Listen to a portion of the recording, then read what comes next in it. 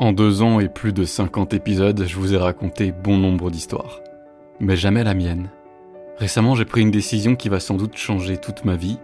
J'ai dû faire un choix très difficile et j'espère que vous le comprendrez. Mais avant de vous parler de tout ça, laissez-moi vous parler un peu de moi. Comment j'ai créé les chroniques et quel sera l'avenir de la chaîne. Alors pour une fois, je n'ai pas vraiment de script et pour une fois, et certainement la dernière, je vous parle de qui est derrière les chroniques étranges.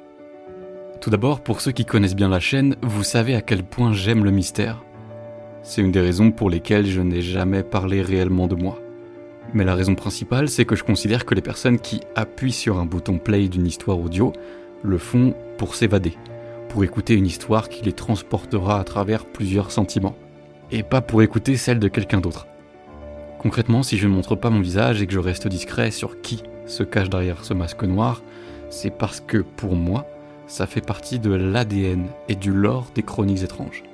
Ce n'est pas juste un pan de ma personnalité. M'effacer pour laisser place à ce qui compte vraiment, l'histoire que vous êtes venu écouter. Et j'y tiens. This episode is brought to you by Accenture. When your advertising operations fall out of sync, everything else follows. Spotify and Accenture are working together to reinvent the rhythm of ad sales, using automation, analytics, and smarter workflows to simplify campaign delivery and access better data across the business. The result? Less time spent on operations, more time connecting brands with the moments and fandoms that matter most. Learn more at accenture.com/Spotify. Bon, commençons par le commencement et du pourquoi j'ai créé les chroniques étranges. À l'origine, ma conjointe cherchait simplement un podcast horrifique sur Spotify. Bon, un podcast qui ne se contentait pas de lire des témoignages, qui n'était pas narré par une IA plate et monotone, et qui avait de vraies histoires travaillées. Pas des histoires de 6 minutes sorties tous les 2 jours pour plaire à l'algorithme. Alors je ne dis pas que des podcasts de la sorte n'existent pas, attention. Je dis juste qu'à ce moment-là, elle n'en a pas trouvé. Et je suis quelqu'un de nature un peu curieuse, et j'aime toucher à tout. Alors je me suis dit, allez, je vais tenter d'en faire une, j'ai bien une histoire qu'un oncle m'a racontée une fois, et que j'aimerais raconter. Alors je me suis enregistré, j'ai rajouté des bruits et des musiques pour l'immersion, je lui ai tendu le casque audio, et je lui ai dit, bah vas-y, écoute. Et j'ai vu un magnifique sourire se dessiner sur son visage.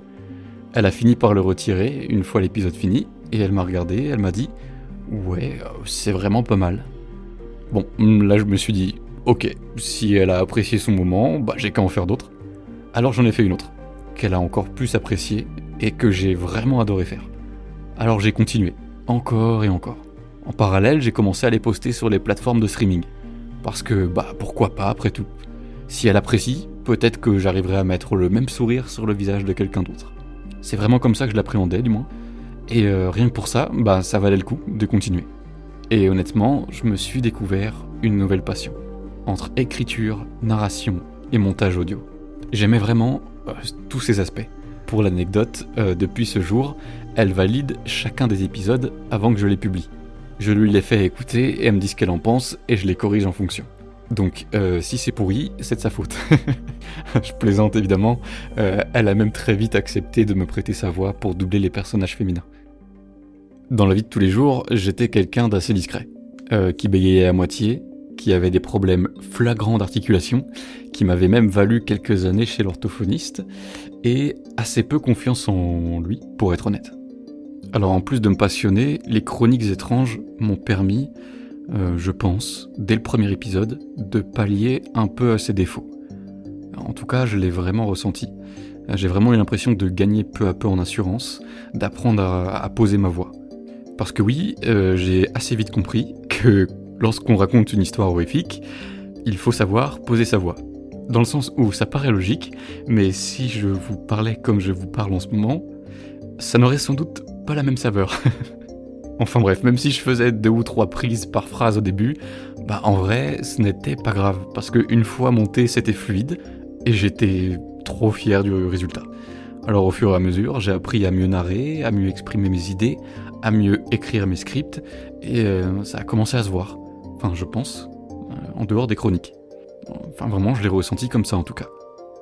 À partir de là, j'ai vraiment compris que je ne devais pas m'arrêter. Peu importe si quasiment personne m'écoutait, Parce que peut-être que quelqu'un sur cette planète écoute un mec dans sa chambre avec un micro acheté à la Fnac à 40 € essayer de lui faire peur et y prendre du plaisir. J'aimais trop ça. Et pour le coup, ça m'aidait vraiment. Et puis sont arrivés les premiers commentaires.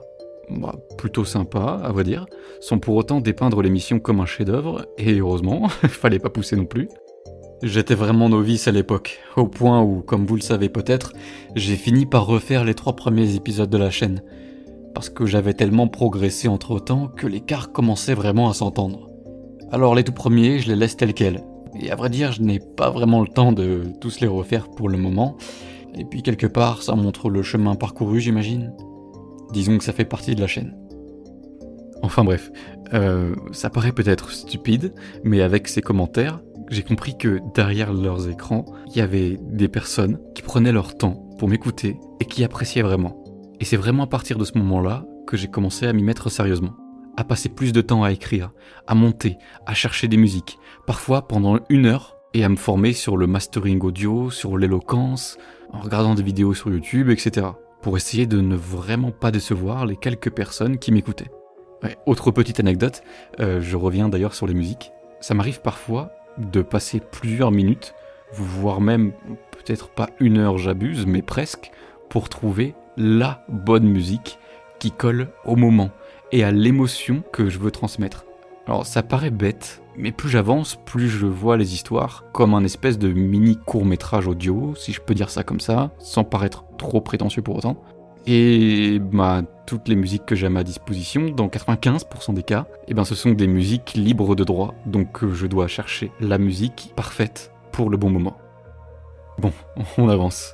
Un jour, en scrollant sur Twitter, je suis tombé sur la photo d'un château que j'ai trouvé hyper beau et hyper intriguant. Alors bon, j'ai voulu connaître son histoire, mais c'était juste une photo qui était postée sur les réseaux sans aucune légende en dessous.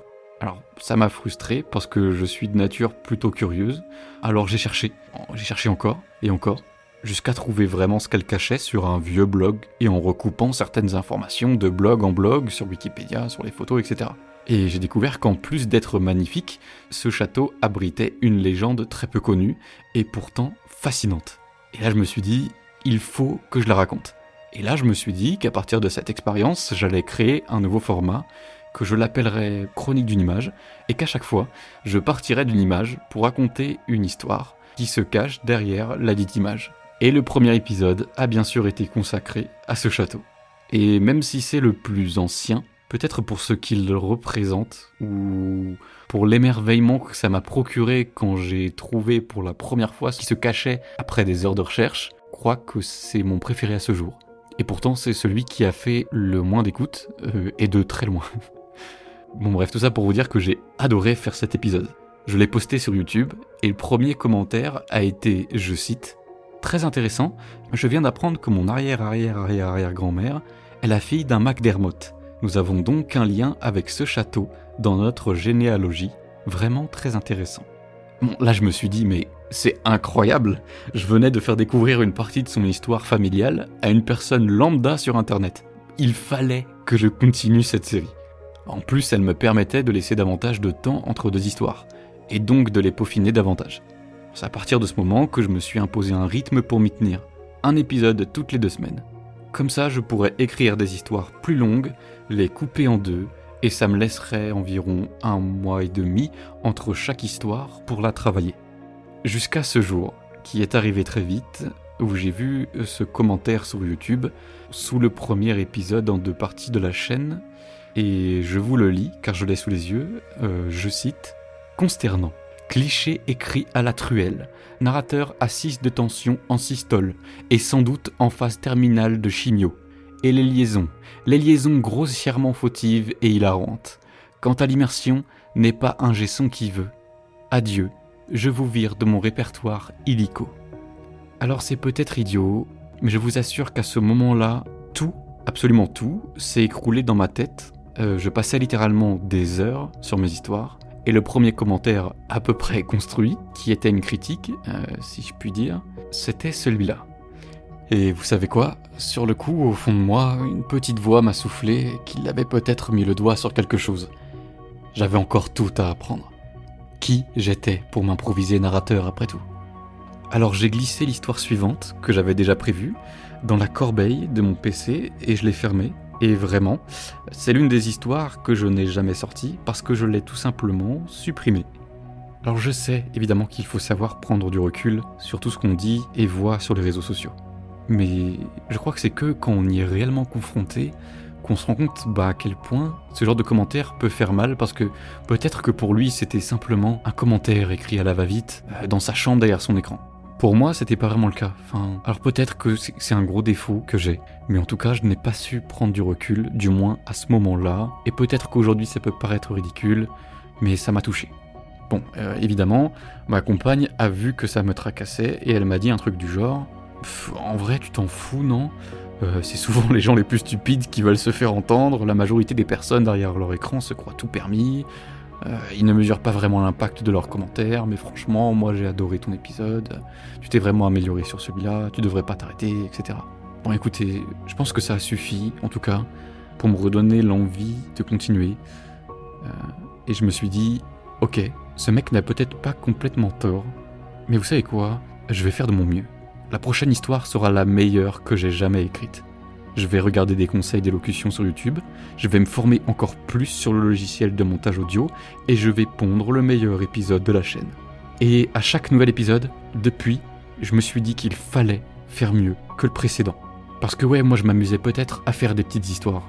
Mais en les postant, forcément, il y a des gens qui écoutent et qui s'attendent à avoir une histoire plutôt sympa, qui prennent de leur temps pour m'écouter. Je me suis dit que j'avais pas le droit de faire des trucs pourris juste pour m'éclater. Alors une fois de plus, je mets de la nuance. Évidemment que sans de la passion, le reste n'aurait pas suivi. Mais voilà, c'est un peu l'idée que j'avais en tête à ce moment-là. Alors ça a duré quasiment 1 an. 1 an pendant lesquels le nombre d'écoutes augmentait petit à petit. Bon, sans être mirobolant, mais c'était encourageant. Et plus j'avançais, plus j'avais le syndrome de la page blanche. Il fallait que j'écrive une histoire par mois. Alors ça peut paraître peu, mais une histoire construite, assez cohérente, comme je les aime, avec un plot twist, une tension progressive, des détails cachés, gorgés d'émotions à transmettre, etc. Mais surtout cohérente, ça devenait de plus en plus compliqué. Mais bon, j'adorais ça. Alors à côté de ça, pour trouver l'inspiration, j'ai cherché des histoires d'horreur gratuites sur internet, sans jamais en trouver des bonnes, ou du moins des assez longues ou exploitables ou avec une mécanique intéressante. Alors je me suis dit, comme pour la première fois quand j'ai lancé les podcasts, que j'allais créer moi-même mon propre site, où je mettrais la transcription de chaque épisode, pour que les personnes qui viennent chercher des histoires à lire tombent peut-être sur quelque chose qui pourrait leur plaire. Alors, c'est énormément de boulot, mais j'ai bien fait, vous allez voir pourquoi. Bon, au bout de quelques mois, j'avais trouvé mon rythme. Un site qui attirait une dizaine de curieux par mois à ce moment-là, et un podcast qui tournait autour de 300 à 400 écoutes mensuelles. Alors pour être totalement transparent, je me fichais des statistiques. Même si, on ne va pas se mentir, c'est encourageant de voir le nombre d'écoutes qui grimpe. Mais vraiment, je m'en fichais pas mal. Je m'étais fait le ligament croisé, peu après. Et je suis quelqu'un d'assez sportif qui a besoin du sport pour s'évader. Et les chroniques me permettaient de m'évader autrement qu'avec le sport. J'y avais vraiment trouvé une passion, quelque chose qui m'anime réellement, comme quelqu'un qui peint ou qui joue d'un instrument. C'était mon évasion créative à moi, à peine une histoire finie que j'essayais de penser à la suivante. Seulement voilà, en parallèle je préparais un bac+8, avec une thèse à rendre d'ici 1 an, un CDI dans un secteur où je tournais plus autour des 50 à 60 heures par semaine que des 39 écrites sur mon contrat. Concilier ma nouvelle passion avec tout le reste devenait de plus en plus compliqué, et je savais que je serais contraint, tôt ou tard, de faire un choix. Et je redoutais profondément ce moment. Les chroniques étranges me prenaient l'entièreté de mon temps libre. Et ce n'est pas une métaphore quand je vous dis ça. À partir de janvier 2025, mes journées se résumaient à « je me lève à 7h, je vais au travail, je rentre entre 19h et 21h selon la charge de travail, et je me douche, je mange et je me mets sur des podcasts jusqu'à minuit, ou 1h du matin, voire plus, et rebelote. Les week-ends, quand je ne sortais pas en famille, j'écrivais, je montais ou je m'enregistrais. Je vous assure que si la passion n'avait pas été là, je n'aurais jamais tenu. Et d'ailleurs, plus le temps passait, plus mon corps m'envoyait des signes. Il fallait choisir, parce qu'il ne tiendrait pas ce rythme indéfiniment. Mais c'était inenvisageable à ce moment-là de décrocher sur ce qui me faisait vibrer. Alors j'ai continué, Et au lieu de décélérer, j'ai fait l'inverse. Je me suis investi encore plus dans les podcasts. Et au bout d'un an, ça a porté ses fruits.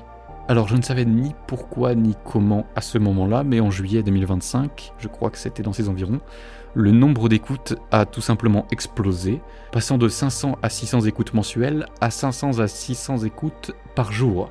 Bon, c'est qu'après que j'ai compris que j'étais hyper tributaire de l'algorithme de Spotify.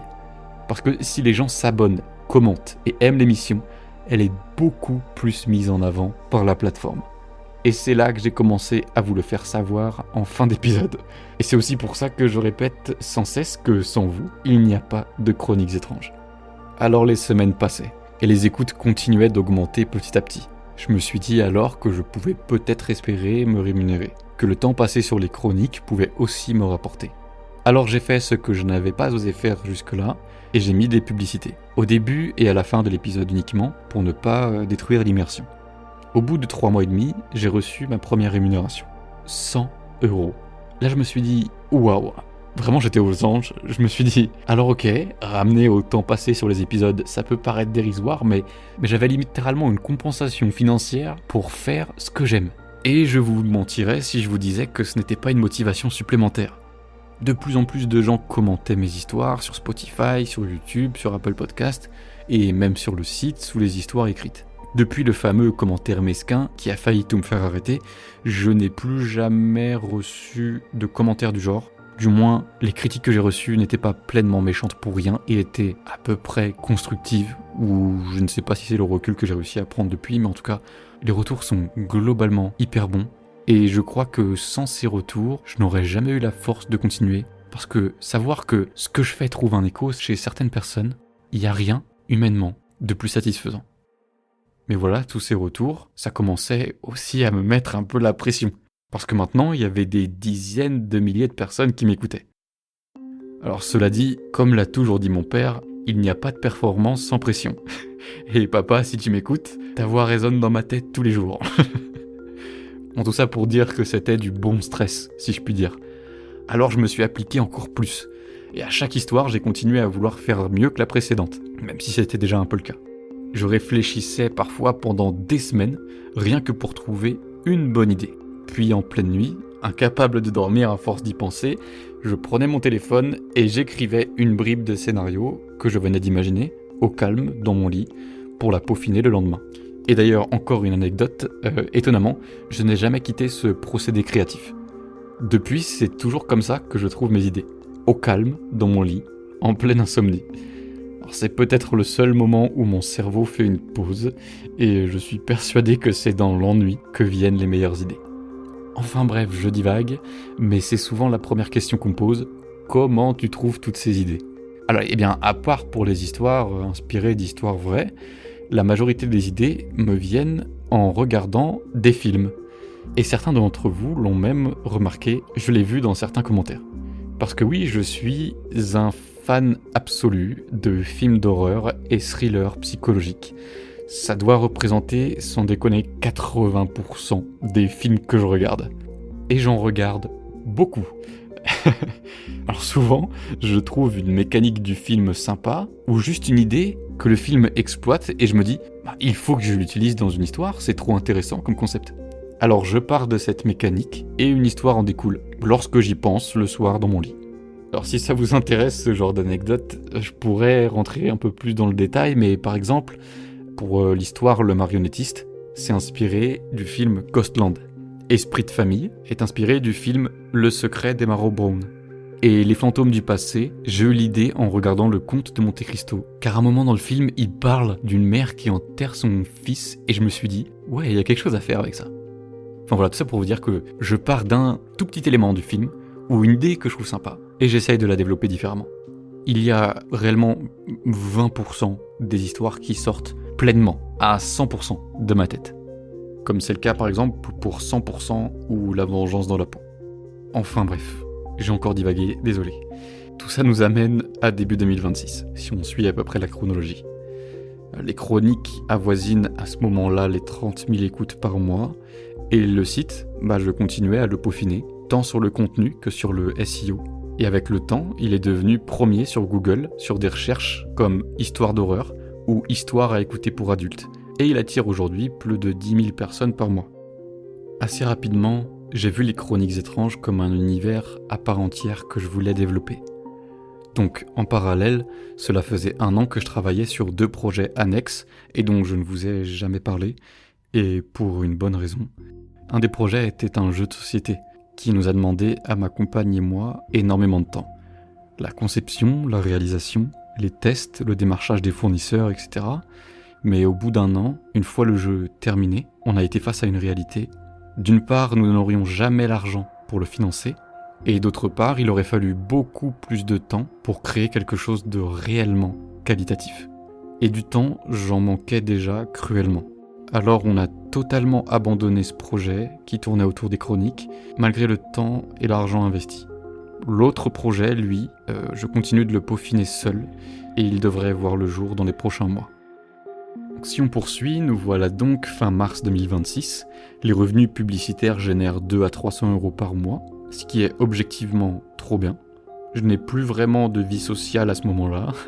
Je passe de moins en moins de temps avec mes proches à cause d'une pression que je me suis mis tout seul. J'ai multiplié les projets et le moment où je vais devoir choisir approche, je le sais. Parce qu'à côté de tout ça, je dois rendre ma thèse d'ici novembre, le compte à rebours est lancé. Alors j'essaye de tout concilier comme je peux, de manière assez bancale pour être honnête, mais les podcasts et le site me prennent un temps monstrueux. Le tout devient hyper stressant, mais surtout hyper frustrant. Frustrant parce qu'au taf, la seule chose à laquelle je pense, c'est à mes histoires. Réellement, ça m'obsède. Mais en parallèle, il y a ce diplôme pour lequel je bosse depuis 8 ans qui m'attend à la clé. Nous sommes fin juin et je dois faire l'un des choix les plus compliqués de ma vie. D'un côté, j'ai travaillé sur un projet qui n'a jamais vu le jour, mais ces histoires sont devenues littéralement ce qui m'anime et ce à quoi je dédie tout mon temps libre. De l'autre, 8 ans de ma vie en études supérieures pour un diplôme qui me permettrait de vivre plus que correctement, dans une France où vivre aisément devient presque une utopie. Et 6 ans en CDI à travailler en parallèle de ce diplôme pour espérer avoir droit à une sécurité de l'emploi sans égale.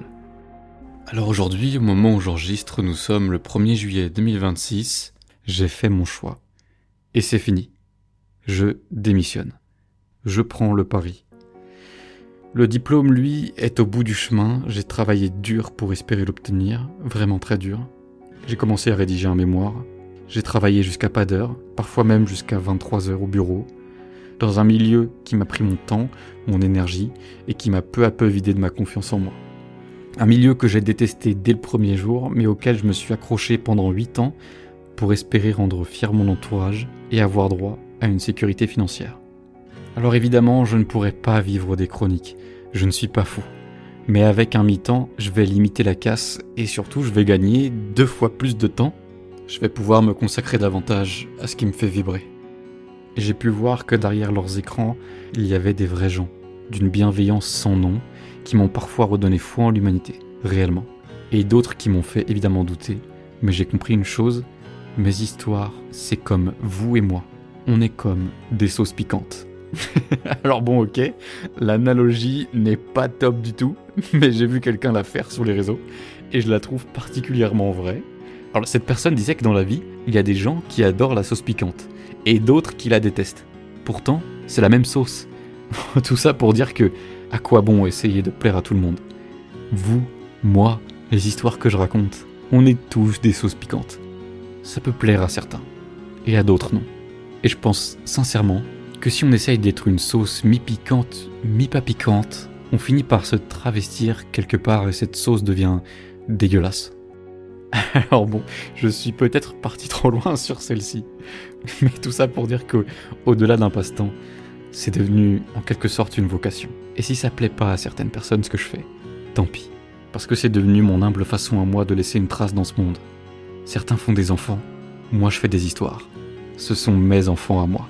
Et avec plus de temps, je pourrais aussi développer d'autres projets et espérer un jour en vivre. Vivre de ma passion est devenu un rêve que j'aimerais réaliser. Et ça n'a pas de prix. Alors dans tout ça, je tiens à vous remercier. Si je peux espérer continuer les chroniques aujourd'hui, c'est parce que vous m'écoutez, vous vous abonnez et surtout vous commentez. Vous me donnez une vraie bonne raison de continuer. Et ça peut paraître très bateau, mais je m'en fous. Vous donnez littéralement un sens à ma vie. Et je ne veux pas avoir de regrets plus tard. Il faut que je tente d'aller à fond là-dedans. Alors les chroniques étranges, ce n'est pas fini. Ça ne fait que commencer et je vais continuer vers ma seule et unique ambition aujourd'hui. Vous proposer des courts-métrages audio, si je peux dire ça comme ça, de plus en plus qualitatifs. Alors rassurez-vous, ce genre d'épisode n'arrivera pas souvent. Vous êtes là pour écouter des histoires d'horreur, comme je l'ai dit en début de podcast, et vous allez être servi. Mais évidemment, si ce format vous plaît, et que je vois que les retours sont plutôt positifs, et qu'il a un bon accueil, je pourrais en faire de temps en temps. Comme ça, j'essaierai peut-être d'en faire d'autres. Alors peut-être que je créerai une autre chaîne, ou que je les mettrai que sur Supercast, ou que sur YouTube, j'en sais rien, pour essayer de ne pas polluer, entre guillemets, cette chaîne.